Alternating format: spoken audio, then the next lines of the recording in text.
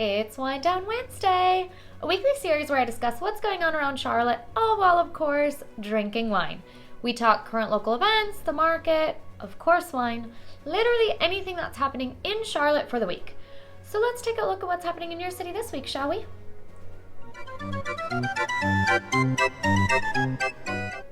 First up, the City Council just approved a $600 million plan to completely redevelop Uptown's North Tryon Street. So this will be between Tryon and College from 6th to 8th Streets. And according to the meeting agenda, the newly approved plan includes the mixture of uses: public open space, public parking, enhanced public realm, and the ability to achieve a significant number of affordable housing units, just to name a few things. The hope here is that the redevelopment would cause some sort of catalyst effect around the area that would attract new developers to continue the growth. One of the most prominent features for pedestrians and bikers is being called the Play Street concept. So according to the new plan, the Play Street concept builds on the success of the anchor institutions, which attracts thousands of families to North Tryon each year. The immersive and interactive experience in both the design of the street and adjacent development will characterize the experience of walking along 7th Street. The plan also calls for at least 5 major renovations of Charlotte institutions around the North Tryon Uptown corridor, including a new Uptown Central Library and Tower, the Carolina Theater redevelopment, which will fully renovate the Carolina Theater with $39 million in upgrades in a mid-rise boutique hotel planned for the space above the theater. The new Spirit Square Plaza will include pedestrian-friendly features and new active components.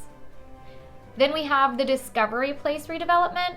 So the main changes that are proposed to the Discovery Place will totally transform the outside with new artistic and scientific outdoor landscaping and features for pedestrians and visitors to play with and on. There will be the Hall House redevelopment, which includes a totally new mixed-use development in partnership with Bank of America to include both low-rise and mid-rise office, residential, retail, and cultural facilities. And then lastly, we have the Levine Museum, which will include an expansion of up to 10,000 square feet in a redesigned interior and exterior design to target more youth and young adults.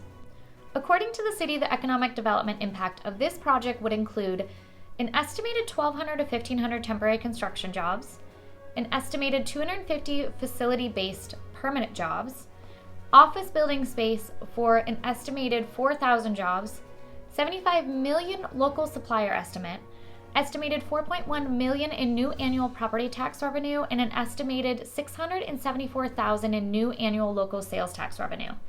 I would absolutely love to know what you guys think of this plan. There's a lot going into it, and I only named a few things. There's a lot more. So cheers to the redevelopment. Also, just going to enjoy this wine because that was a lot of talking. Next up, Charlotte leaders unveil radical new plans for a 220-acre Central Park. This massive new project is now in the works to turn a 220-acre rail yard into the Queen City's largest public park, the Queen's Park. The new plan is being spearheaded by attorney Eric Spangler, who formed the nonprofit organization the Friends of Queen's Park last October. It's potentially now or never for Charlotte. Imagine if New York City missed the opportunity to create Central Park some 150 years ago and tried to engineer one now. Few sites near Uptown offer comparable potential and improved quality of life impact as the transformation of this rail yard into Queen's Park. I love that name, by the way. Transforming the industrial site will connect to existing infrastructure and build upon the investments made in the area. The park will be a catalyst for growth, sitting in the middle of a larger area of urban renewal marked by Optimus Hall, Camp North End, and the North Tryon Vision Plan we discussed earlier. Friends of Queen's Park envisions an expansive urban park that will contribute to Charlotte's community, culture, and quality of life. Queen's Park will be an inclusive public space that connects people to people. The park will link and center 8 diverse neighborhoods of North End Smart District, now separated by the rail yard. I am really, really excited for this one. I think it's long overdue. Absolutely love parks and really, really excited to see how this one turns out. Definitely cheers to Charlotte. Cannot wait for this project to be done. Everybody put your hands in the air. Last up today, the Access to Capital Small Business Recovery Program has issued $2.16 million in grants to 195 local small businesses impacted by the COVID-19 pandemic. The City of Charlotte partnered with Foundation for the Carolinas to launch the program, which will distribute a total of $30 million in federal CARES Act funding. Applications for the grants program are available at fftc.org/CLT City Grant. Applications will be accepted now through July 31st up to 5 p.m. However, the earlier the business applies, the greater the chance the application will be accepted for review. Businesses receiving grants have ranged from convenience stores to restaurants, hair salons, florists, and so many more throughout Charlotte neighborhoods.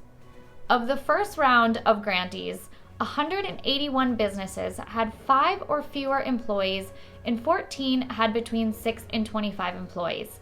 So the focus is really around those small businesses. Extra cheers to you. I'm going to drink double wine for this one.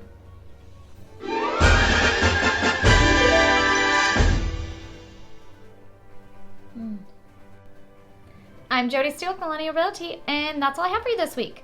If you want any additional information on anything that I mentioned, just post a comment below or shoot me a direct message and I'll be sure to get it over to you. And until then, I'll see you next week as we wind down on Wednesday.